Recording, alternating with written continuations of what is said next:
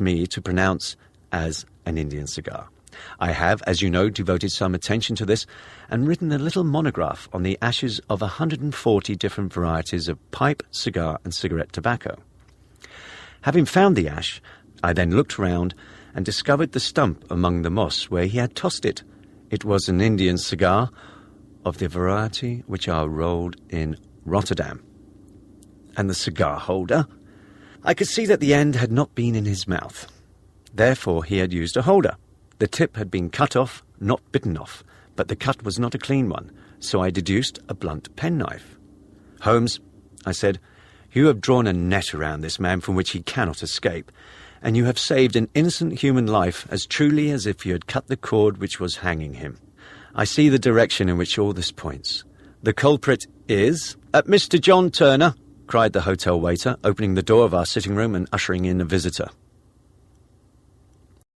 The man who entered was a strange and impressive figure. His slow, limping step and bowed features gave the appearance of decrepitude, and yet his hard, deep-lined, craggy features and his enormous limbs showed that he was possessed of unusual strength of body and of character. His tangled beard, grizzled hair, and outstanding drooping eyebrows combined to give an air of dignity and power to his appearance.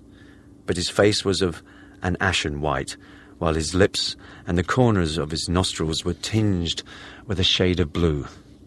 It was clear to me at a glance that he was in the grip of some deadly and chronic disease. "Pray sit down on the sofa," said Holmes gently. "You had my note?"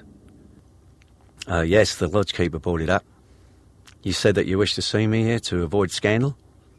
"I thought people would talk if I went to the hall." "And why did you wish to see me?" He looked across at my companion with despair in his weary eyes, as though the question was already answered. "Yes," said Holmes, answering the look rather than the words. "It is so. I know all about McCarthy." The old man sank his face into his hands. "God help me," he cried. "But I would not have let the young man come to harm. I gave you my word that I would have spoken out if it went against him at the assizes." "I am glad to hear you say so," said Holmes gravely. "I would have spoken now had it not been for my dear girl. It would break her heart. It will break her heart when she hears that I'm arrested."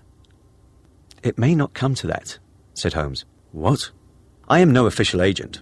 I understand that it was your daughter who required my presence here, and I am acting in her interests. Young McCarthy must be got off, however." "I'm a dying man," said old Turner. "I've had diabetes for years. My doctor says it's a question whether I shall live a month. Yet I would rather die under my own roof than in a jail." Holmes rose and sat at the table with his pen in his hand and a bundle of paper before him. "Just tell us the truth," he said. "I shall jot down the facts. You will sign it, and Watson here can witness it. Then I could produce your confession at the last extremity to save young McCarthy. I promise you that I shall not use it unless it is absolutely needed." "It's as well," said the old man. "It's a question whether I shall live to the assizes, so it matters little to me. But I wish to spare Alice the shock. And now I will make the thing clear to you. It's been a long time in the acting, but will not take me long to tell. You didn't know this dead man, McCarthy. He was a devil incarnate, I'll tell you that. God keep you out of the clutches of such a man as he. His grip has been upon me these 20 years, and he has blasted my life. I'll tell you first how I came to be in his power. It was in the early 60s at the diggings. I was a young chap then, hot-blooded and reckless, ready to turn my hand at anything. I got among bad companions, took to drink, had no luck with my claim, took to the bush, and in a word became what you would call over here a highway robber. There were 6 of us, and we had a wild, free life of it, staking up a station from time to time, or stopping the wagons on the road to the diggings. Black Jack of Ballarat was the name I went under, and our party is still remembered in the colony as the Ballarat Gang. One day a gold convoy came down from Ballarat to Melbourne, and we lay in wait for it and attacked it. There were 6 troopers and 6 of us. So it was a close thing, but we emptied 4 of their saddles at the first volley. 3 of our boys were killed, however, before we got the swag. I put my pistol to the head of the wagon driver, who was this very man, McCarthy. I wish to the Lord that I'd shot him then. But I spared him, though I saw his wicked little eyes fixed on my face as though to remember every feature. We got away with the gold, became wealthy men, and made our way over to England without being suspected. There I parted from my old pals and determined to settle down to a quiet and respectable life. I bought this estate, which chanced to be in the market, and I set myself to do a little good with my money, to make up for the way in which I had earned it. I married too, and though my wife died young, she left me my dear little Alice. Even when she was a baby, her wee hand seemed to lead me down the right path as nothing else has ever done. In a word, I turned over a new leaf and did my best to make up for the past. All was going well when McCarthy laid his grip upon me. I'd gone up to town about an investment, and I met him in Regent Street with hardly a coat to his back or a boot to his foot. "Here we are, Jack," says he, touching me on the arm. "We'll be good as family to you. There's 2 of us, me and my son, and you can have the keeping of us. If you don't, it's a fine, law-abiding country is England, and there's always a policeman within hail." Well, down they came to the West Country.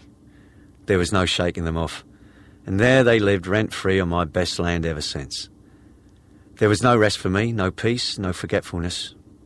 Turn where I would, there was this cunning, grinning face at my elbow. It grew worse as Alice grew up, for he soon saw I was more afraid of her knowing my past than of the police.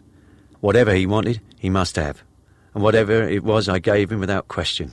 Land, money, houses, until at last he asked a thing which I could not give.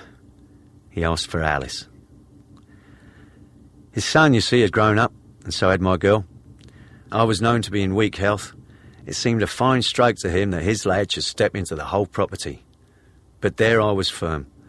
I would not have his cursed stock mixed with mine. Not that I had any dislike to the lad, but his blood was in him, and that was enough.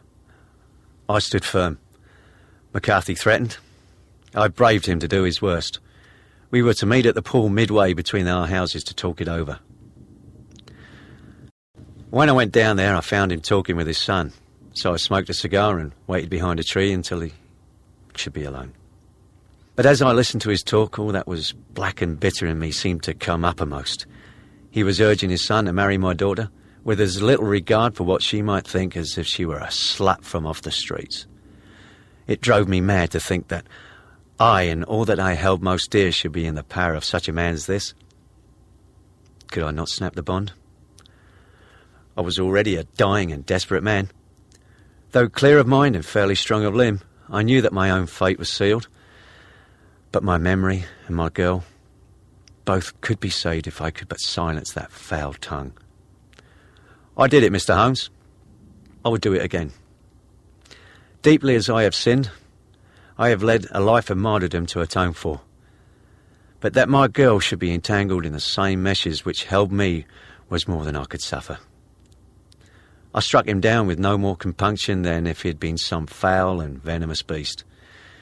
His cry brought back his son. But I'd gained the cover of the wood, though I was forced to go back to fetch the cloak which I dropped in my flight. This is the true story, gentlemen, of all that occurred. "Well, it is not for me to judge you," said Holmes as the old man signed the statement which had been drawn out. "I pray that we may never be exposed to such a temptation." "I pray not, sir. And what do you intend to do?" "In view of your health, nothing. You are yourself aware that you will soon have to answer for your deed at a higher court than the assizes. I will keep your confession, and if McCarthy is condemned, I shall be forced to use it.